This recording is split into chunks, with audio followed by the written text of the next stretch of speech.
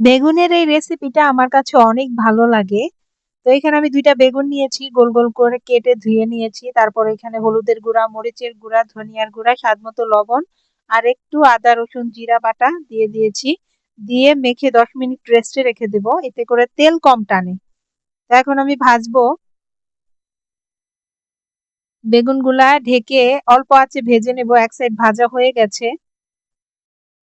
এখন আরেক সাইড ভেজে নেব। ২ সাইড ভাজা হয়ে গেছে। এখন বেগুনগুলো নামিয়ে নেব। নামিয়ে এই তেলেই আমি পেঁয়াজ, কাঁচামরিচ দিয়ে ভেজে নেব। এখন একটু পানি দিয়ে নিচ্ছি।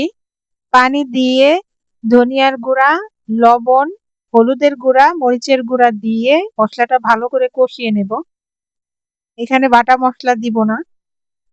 বাটা মসলা আমি বেগুন ভাজার সময় দিয়েছি, এখন আর দেব না। এত মসলা খেতে ভালো লাগে না।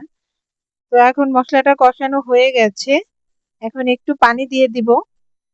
পানিটা বলক আসলে তারপর বেগুন ভাজাগুলো দিয়ে দেব। দিয়ে তারপর কিছুক্ষণ রান্না করে নেব ধনিয়া পাতা দিয়ে। তো এই তো আমাদের তরকারি রেডি। ভিডিওটা ভালো লাগলে অবশ্যই লাইক, কমেন্ট এবং শেয়ার করে দিবেন।